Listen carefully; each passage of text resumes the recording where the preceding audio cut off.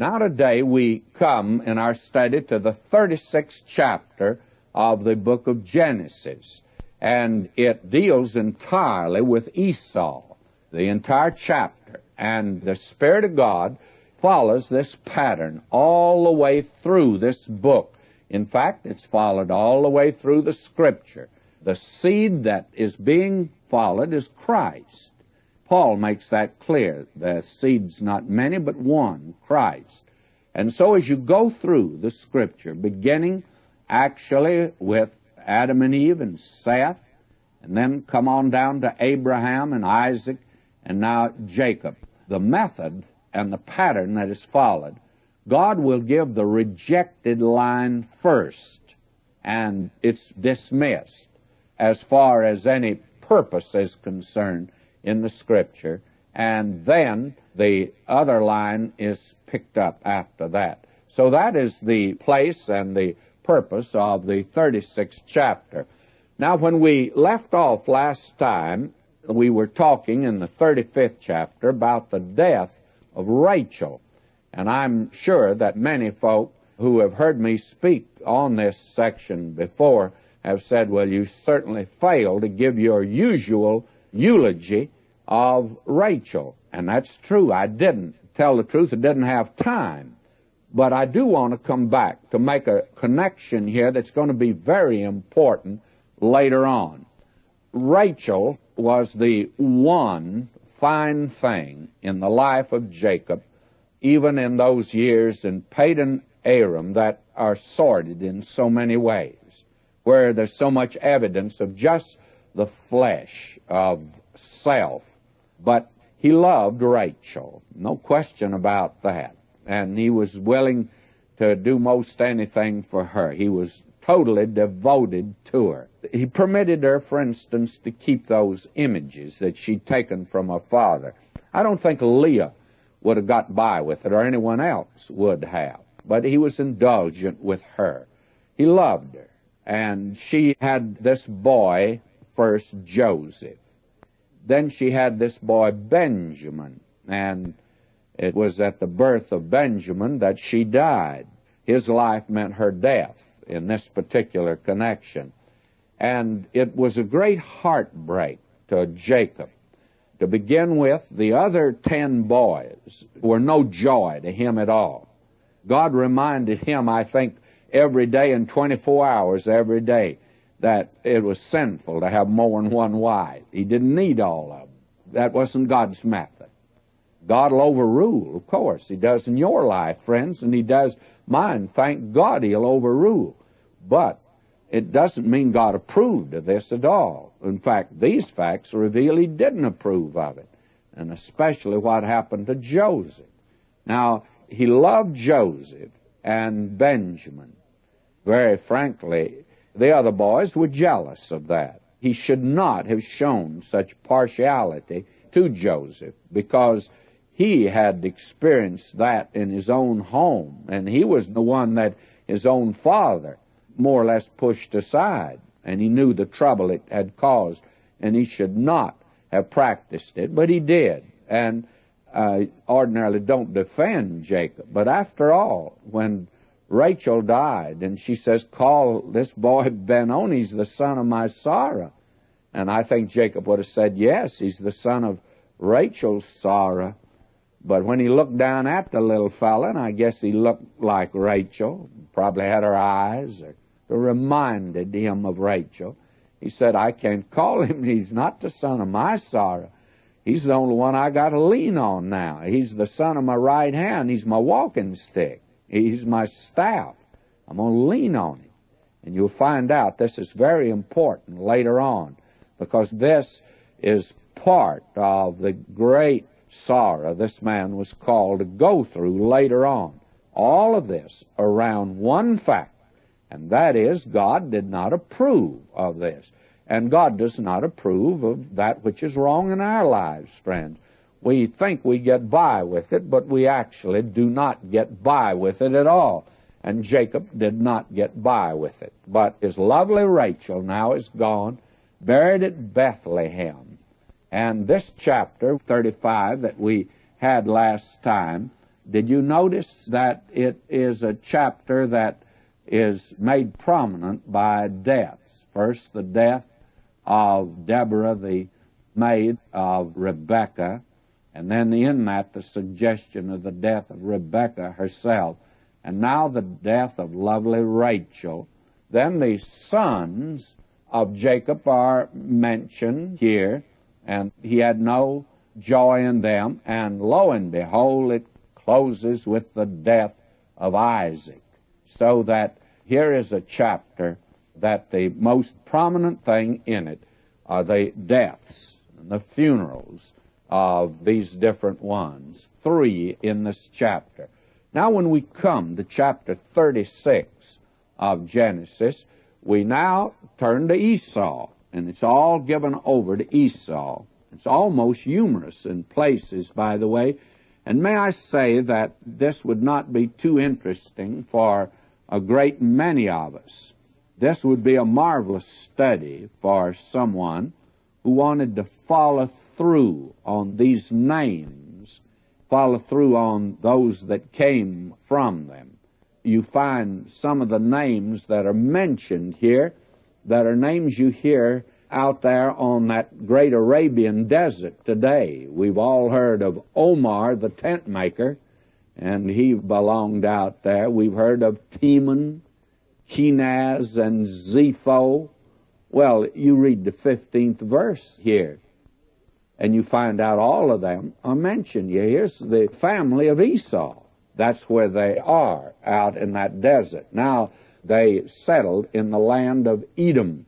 And Edom is south and east of the Dead Sea. It's in a mountainous area, and the capital of Edom, the rock-hewn city of Petra, is there today. Prophecy is given concerning that. Remarkable prophecy that stands fulfilled. In fact, it's fulfilled there today. God said it would be just exactly as it is. It's a prophecy we'll see when we get to it. Isaiah and Jeremiah and Ezekiel all mention this particular section and this particular nation. Now, this nation came from Esau, and 3 times in this chapter it's made very clear to us that Esau is the father of Edom, and that they are synonymous terms. If you look at verse 8, for instance, thus dwelt Esau in Mount Seir. Esau is Edom. Somebody says, well, what's the difference? Well, the difference is just simply this. When you look at this boy Esau, as we first met him in the family of Isaac, and we see him there, the outdoor, rugged type, athletic type, fine-looking boy, by the way. I'm sure that our snap judgment would be, my, there's a fine boy. And outwardly, it might look that way. But if there ever was a man of the flesh, he's the man of the flesh. Several years ago, a Christian girl talked to me about she'd met a fine-looking young man. And tell the truth, they both were fine-looking young people. She had been born in China, not of missionaries. Father was in the oil business and had made very wealthy. And she had met this young man. He was a bank clerk. And I was a bank clerk when I was a young fella, and I knew something about it. I knew one thing, he was a very poor boy. And I know a lot of bank clerks look around for a good marriage, especially among customers that have daughters that the customer has money in the bank. So this boy had met this girl, and he was a handsome brute, fine-looking, rugged type. To me, he looked like Esau. I have a notion Esau looked very much like it. And she was a Christian girl, had been led to the Lord by missionaries out in China years ago. And so she insisted she was going to marry him, and I said I would not marry him. I had counsel with him. She said, I believe that he'll come to the Lord. I talked with him. He had no notion of coming to the Lord. He was wanting to marry that girl. She was beautiful and had money, and he was a man of the flesh, and she married him. And I didn't perform it, I can assure you. In fact, she was provoked with me at the time. But later on, she came back, and she was telling me they got a divorce. She said, I never met a person in my life, Dr. McGee, that was so given over to the things that were secular and carnal and of the flesh. She said, I never dreamed that there could be any person anywhere that in his entire life never had a high, noble, spiritual, wonderful thought. Why, she said he was as crude as they come, that he gave a good impression on the surface. She said he would open the door of the car for me to get in. He was quite lovely when we were courting, but he was as crude as any person I've ever met. Well, may I say to you, that's Esau. And when you see Esau in the family there, maybe you, if you were an attractive young lady and he wanted to date you, chances are you'd date him because he was attractive. But he was a man of the flesh. That's who he is. Now, somebody might want to argue with me about that and argue with God about it. You made a mistake in setting this man aside. Well, God says, and he always protects himself, over in the little book of Obadiah, you find that Esau is unveiled. Now, Esau is Edom. That's what Moses says here. Esau is Edom. All right? Go down the centuries. In fact, you'll have to go down over 1,000 years. And one little Esau now is about 100,000 Edomites. Each one of them's a little Esau. Now take a look at the nation, and you see what came from Esau. It is like putting Esau under the microscope. Or, as the photographer out here in Hollywood told me about a picture of mine, he says, I want to blow it up. I didn't know what he really meant by that at first.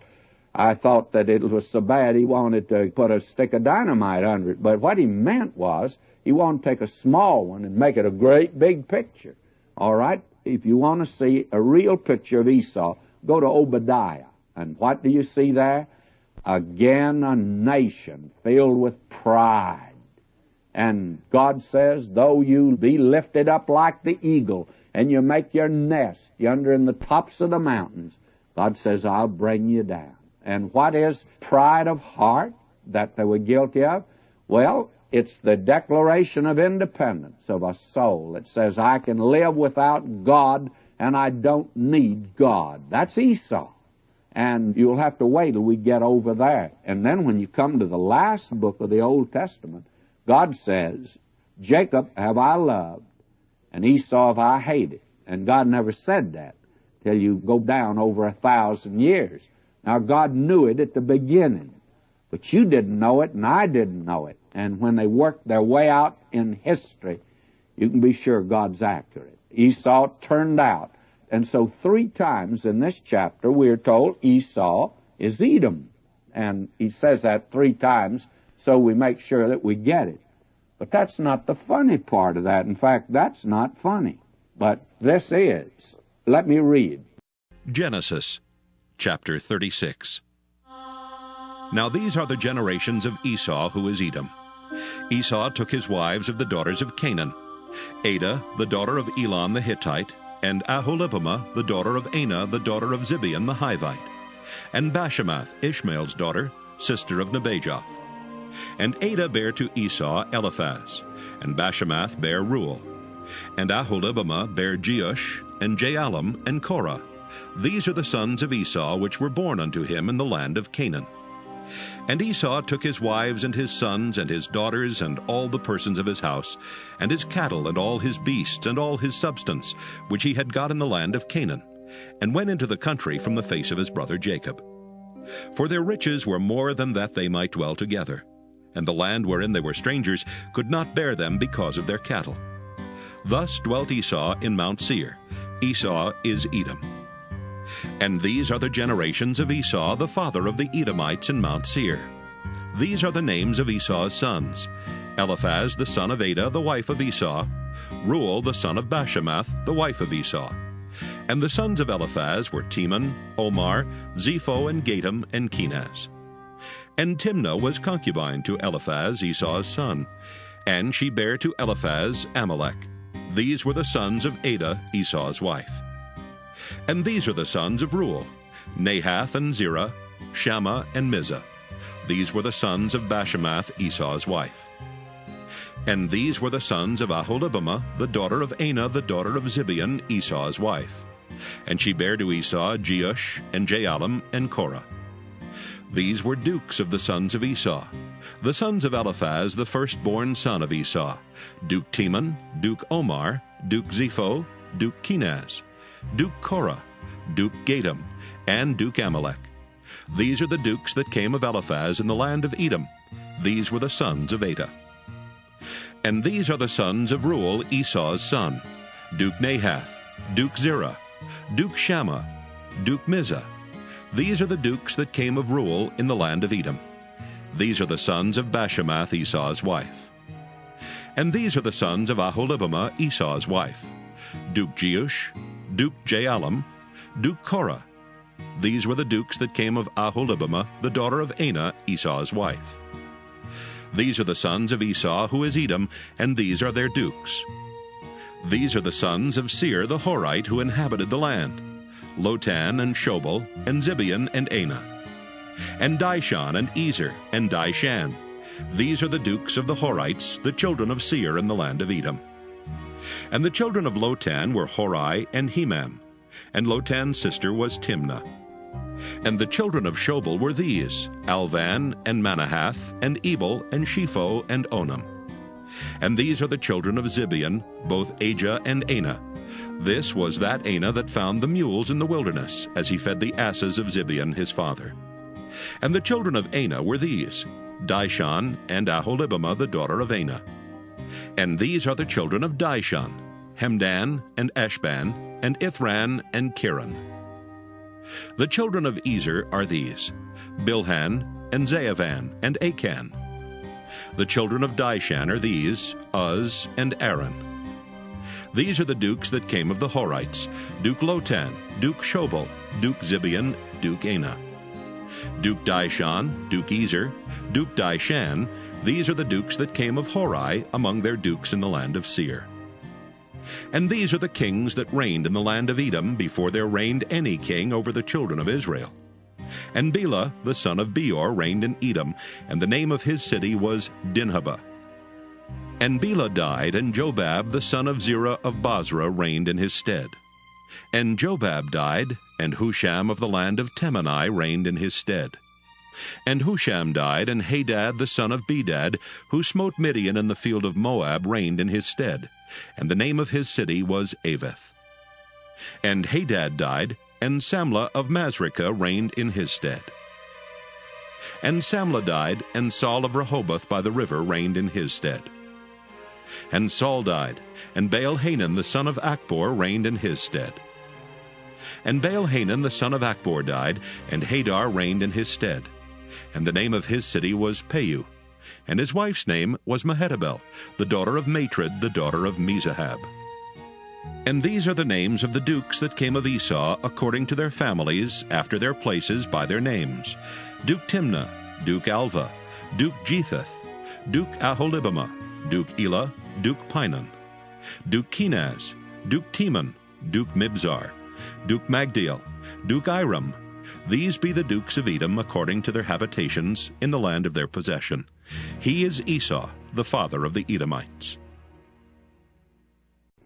Verse 1, Now these are the generations of Esau, who is Edom. Well, even verse 1 says it. That would make 4 times.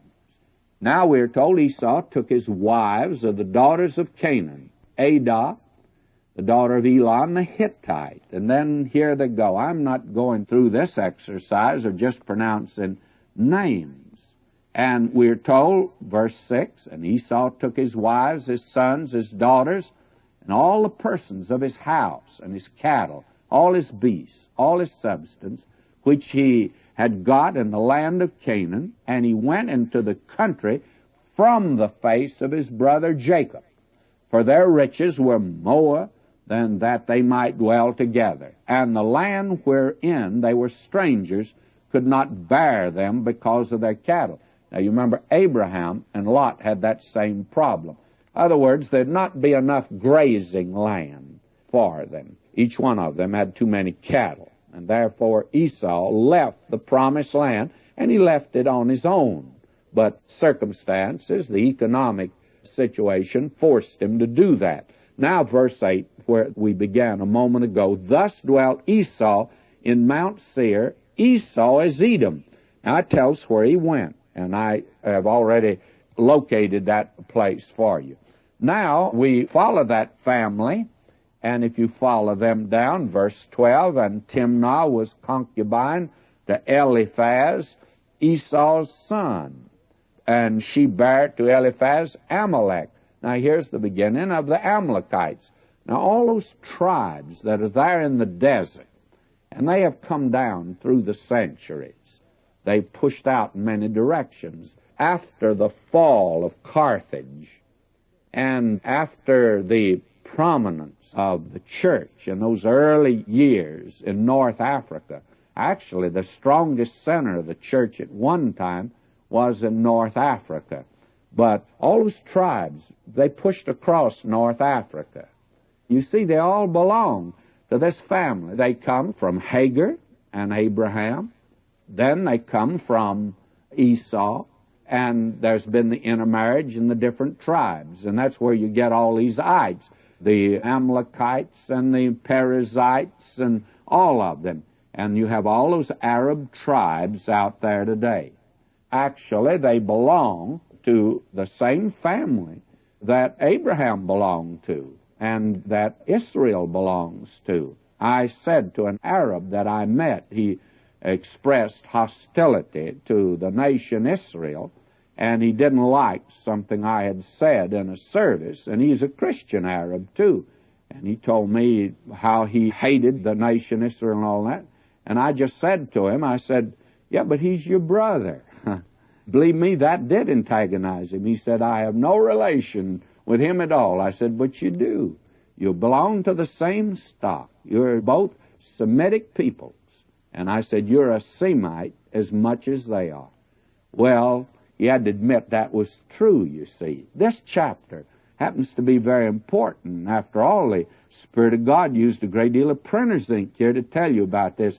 And do you know I haven't got down to that part which is humorous yet? And we better get there. And here it is. Verse 15. These were dukes of the sons of Esau. And you have here Duke Omer, Duke Zepho, Duke Kenaz, Duke Korah, Duke Gatam, and Duke Amalek. Where in the world did they get these dukes? Well, here's the beginning of nobility. They just assumed it. Each one of them became a duke. And believe me, here we go. And it's not just a nickname. They mean business by it. This is the beginning of nobility now. Where did it begin? In the family of Esau. And again we come back to it in verse 19. That is this one statement. These are the sons of Esau, who is Edom, and these are their dukes. My, they got dukes in the family now. And a great many people in this country can trace their ancestry right back to royalty. You wonder if anybody came from over there, from those who ran stores and worked in vineyards and made pottery and ran a shoe shop. Everybody seems to have come from royalty. Well, I'll tell you, Esau turned out quite a few of them, and if you think that is going pretty far, he went farther than that. Will you notice verse 31? And these are the kings that reigned in the land of Edom before there reigned any king over the children of Israel. The business of having kings. I don't think this was God's arrangement at all to put a king over them like this. But here they go. They have kings over them also. And isn't this quite interesting? This was before the children of Israel had kings. Where did they get the idea? They got the idea from these people. In fact, that's the thing they told Samuel later on. They said, we want kings just like our neighbors round about us. And they could have said, our brother down here the Edomites, they happened to have kings, and we'd like to have kings also. This was the thing that they did. We find in this section here many things that have to do with certain tribes that actually could be followed today for anyone that would be interested in following the study of anthropology or the study of ethnology. Here they are. And that lends importance to a chapter like this that goes back, gives a family history probably farther back than anyone else could go. And this is the rejected line. Now, immediately after this, we'll take this line that's going to lead to Christ. Let me read verse 40 again. And these are the names of the dukes that came of Esau, according to their families, after their places, by their names. Here's some more dukes, friends. Duke Timnah, Duke Alva, Duke Jetheth. When they got together, don't you know that that was quite a matter of bowing and scraping to each other and introducing each other? I want you to meet my brother here. He's Duke Alva. I want you to meet my friend here. He's Duke Timnah. We're dukes, and then some of them were kings, and I doubt whether you could even get in to meet them. But now notice how this chapter closes. We have here Duke Magdiel, Duke Iram. These be the dukes of Edom according to their habitations in the land of their possession. Now this is down in the land of Edom. And now this chapter closes as it began. He is Esau, the father of the Edomites. We see the working out of that in the book of Obadiah and then in the last book of the Old Testament. This is quite remarkable, friends, and something you just can't bypass. We'll have to leave off there. We'll pick up at the next chapter next time, my beloved.